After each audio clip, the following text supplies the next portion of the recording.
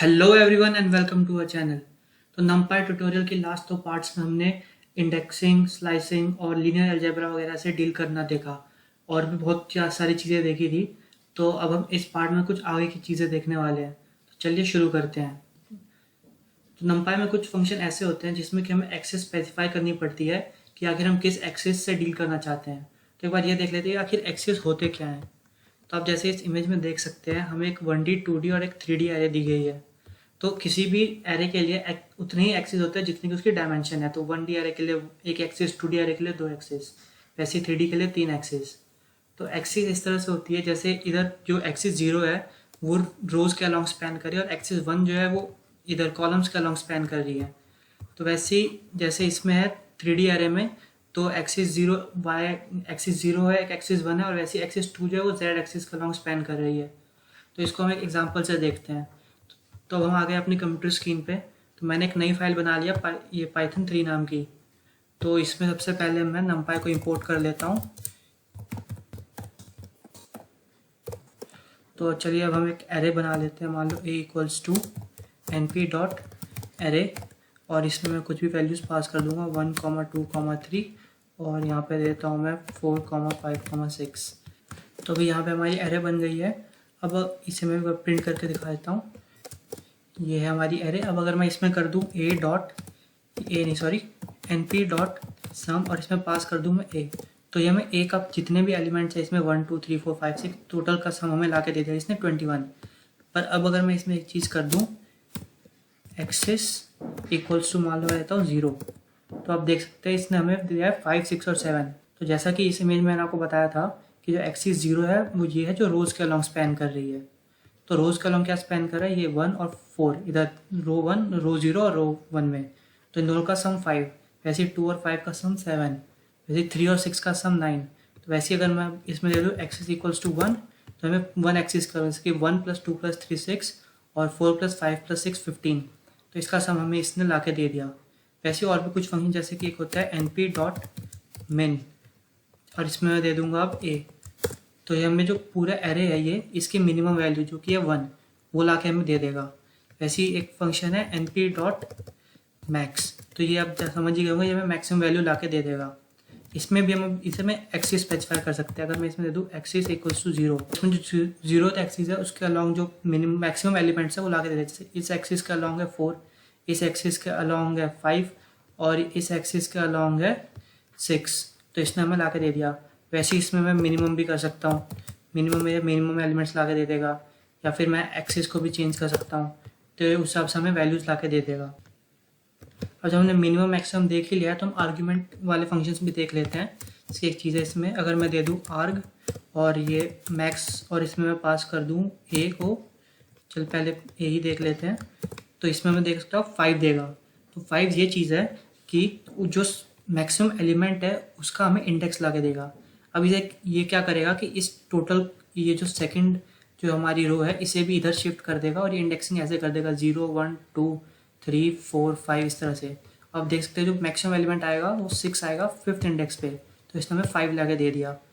वैसे ही इसमें आर मिन भी होता है, तो ये हमें 0th पे है 1 सबसे छोटा, तो वो हमें ला के दे देगा। अब इसमें भी हम एक्सिस को भी स्पेसिफाई कर सकते हैं। अब इसमें अगर मैं दे दूँ एक्सिस इक्वल्स टू 0, तो आप देखते हो एक्सिस इक्वल्स टू 0 यानी कि इसके अलॉन्ग यहाँ पे 1 और 4 में 0th पे सबसे छोटा है, वैसे 2 और 5 में भी 0th पे। अब ये थोड़ा ज़्यादा ही वो हो रहा है, इसे मैं अगर और भी छोटा कर दूँ, इसे मैं यहाँ पे 0 ही दे देता हूँ, 0 हटाओ, इसे मैं -2 दे देता हूँ। और अब अगर मैं इसे रन करूँ तो अब तो यहाँ पे फर्स्ट इंडेक्स पे छोटा है, क्योंकि -2 2 से छोटा होता है, तो इधर फर्स्ट इंडेक्स पे छोटा है। वैसे ही इसमें मैं आर्ग मैक्स भी दे सकता हूँ, यहाँ पे x आएगा, आर्ग मैक्स में भी मैक्सिमम वैल्यूज ला के दे देगा, या फिर मैं एक्सिस को भी चेंज कर सकता हूँ यहाँ पर भी। तो ये तो ही मिनिमम और मैक्सिमम वैल्यूज़ वगैरह से डील करना। अब इसमें और भी कुछ चीज़ें हैं, जैसे कि अब हम इसमें स्टैकिंग वगैरह को स्टैक को देखते हैं। अगर मैं एक मार्कडाउन दे देता हूँ स्टैक का, तो इसमें दो टाइप के स्टैक होते हैं, एक वर्टिकल स्टैक और एक हॉरिजॉन्टल स्टैक। तो पहले हम वर्टिकल स्टैक को देख लेते हैं। अब मैं यहाँ एक एरे बना देता हूँ v1 इक्वल्स टू यहाँ पे np डॉट एरे, और इसमें मैं वैल्यूज़ पास कर दूंगा 1, 2, 3, और यहाँ पे 4 5 6, या फिर इसको हम इतना ही रखते हैं 1 2 3, और यहाँ पे मैं v2 बना लेता हूँ, v2 इक्वल्स टू np.array, और इसमें पास कर दूंगा 4 5 6। अब ये हमारे पास दोनों एरे आ चुकी है। अब अगर मुझे इसे स्टैक करना है तो स्टैक करने के दो तरीके होते हैं, एक हॉरिजॉन्टली और एक वर्टिकली। तो वर्टिकली स्टैक करने में हम करेंगे यहाँ पे वी स्टैक, और इसमें हम दोनों एरे को पास कर देंगे, यानी कि v1, v2। अब इससे आप देख सकते हैं कि यहाँ पे ये चीज़ें दोनों एरे जो स्टैक हो गई है। अब स्टैक का मतलब होता है एक के साथ दूसरे को कंबाइन कर देना, क्या कंकैटिनेट करना। तो अब इसमें वर्टिकल स्टैक डाला है तो एक के ऊपर दूसरी आएगी। तो हमने पहले v1 पास किया तो v1 ऊपर आ गई और v2 नीचे आ गई। वैसे ही इसमें होता है हॉरिजॉन्टल स्टैकिंग। तो हॉरिजॉन्टल स्टैक में अगर डालूँ मैं h स्टैक और इसमें वैल्यूज़ पास कर दूँ वही v1, v2। अब अगर इसे मैं रन करूँ तो आप देख सकते हैं एक के बाद दूसरी लगा दी हॉरिजॉन्टली। तो इसमें फ़र्क नहीं पड़ता, आप इसमें इससे ज़्यादा डायमेंशन 2D या 3D एरे भी ले सकते हैं। लेकिन आपको एक चीज़ ध्यान रखनी पड़ेगी कि जैसे यहाँ पे जब हम वर्टिकल स्टैक कर रहे हैं तो एक कॉलम नंबर, दोनों के नंबर ऑफ कॉलम जो है वो सेम होने चाहिए, तभी वो स्टैक हो पाएंगे। और हॉरिजॉन्टल स्टैक में जो है वो उनके नंबर ऑफ रोज सेम होने चाहिए। तो वैसे ही अब नंपाई में कुछ मिसलिनियस फंक्शन वगैरह होते हैं तो हम उन्हें एक बार देख लेते हैं। तो मैं यहाँ पे मैंने मार्कडाउन दे दिया है मिसलिनियस का। इसको मैं 1 मिनट, यहाँ पे मैं इसे ऐसा मार्कडाउन सेट कर दूंगा।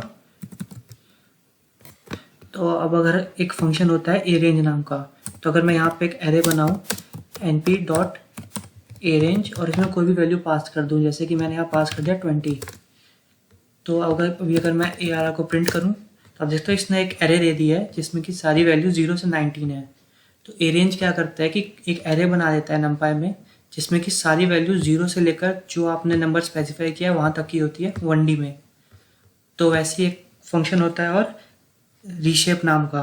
तो रीशेप में क्या होता है, अभी अगर मैं इसमें देता हूँ ये जो हमारा ARR डॉट रीशेप, और अगर मैं इसमें अब कोई भी शेप पास करता हूँ, जैसे कि मैंने दे दिया 5,4। तो अब इसे मैं रन करूँ तो आप देख सकते हो ये जो ARR थी हमारी, इसकी शेप चेंज हो गई है। जैसे ये था 1 2 0 1 2 3, फिर यहाँ पे 4 5 6, तो ऐसे 5,4 की एक एरे बन गई है।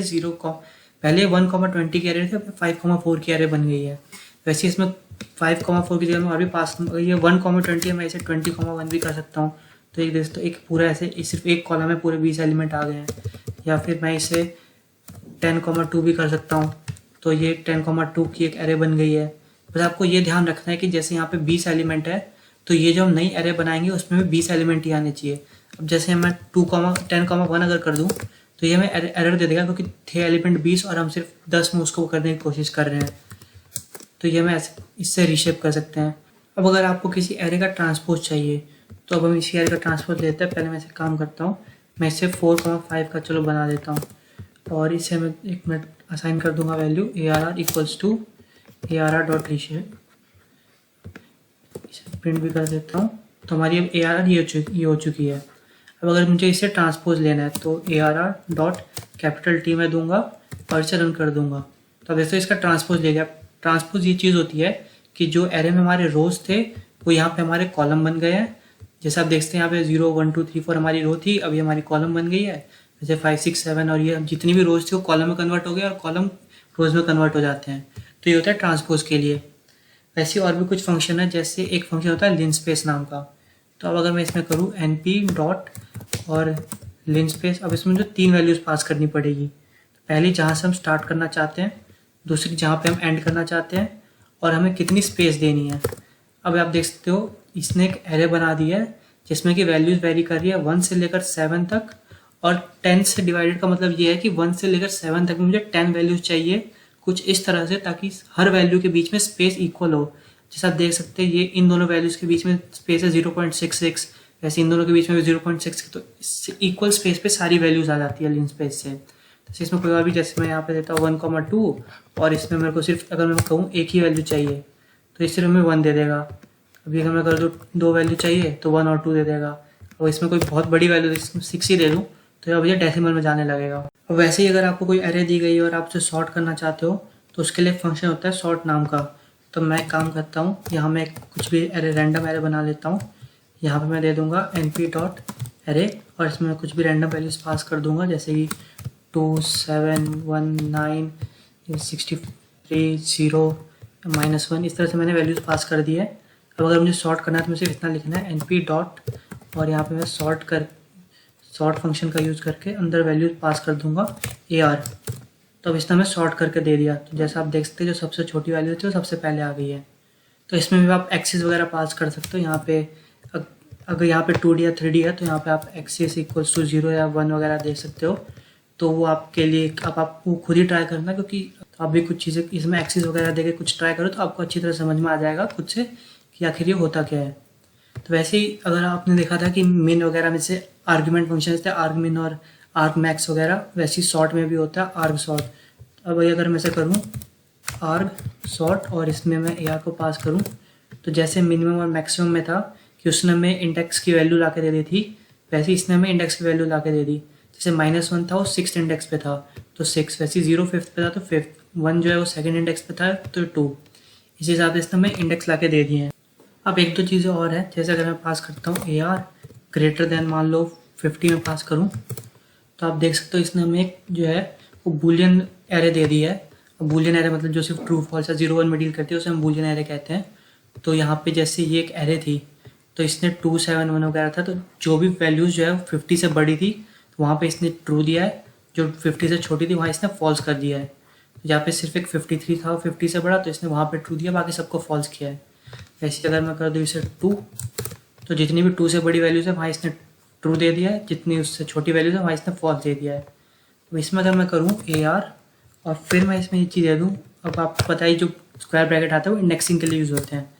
तो आप देख सकते हैं इसका मतलब ये हुआ जहाँ पे भी AR ग्रेटर देन 2 देगा उस वैल्यू को यहाँ पे प्रिंट करना है। तो AR ग्रेटर देन 2 जो है वो सिर्फ 3 ही वैल्यूज़ हैं यहाँ पे है 7, 9 और 53। तो सिर्फ उन तीनों को यहाँ पे इसने प्रिंट कर दिया है। तो अब अगली वीडियो में जो है हम वो किसी डाटा सेट को इंपोर्ट करके फिर उससे कैसे डील करते हैं NumPy में, वो देखेंगे। तो बस इस वीडियो के लिए इतना ही। अगर आपको वीडियो पसंद आई हो तो इसे लाइक और शेयर करें और चैनल को सब्सक्राइब करना ना भूलें।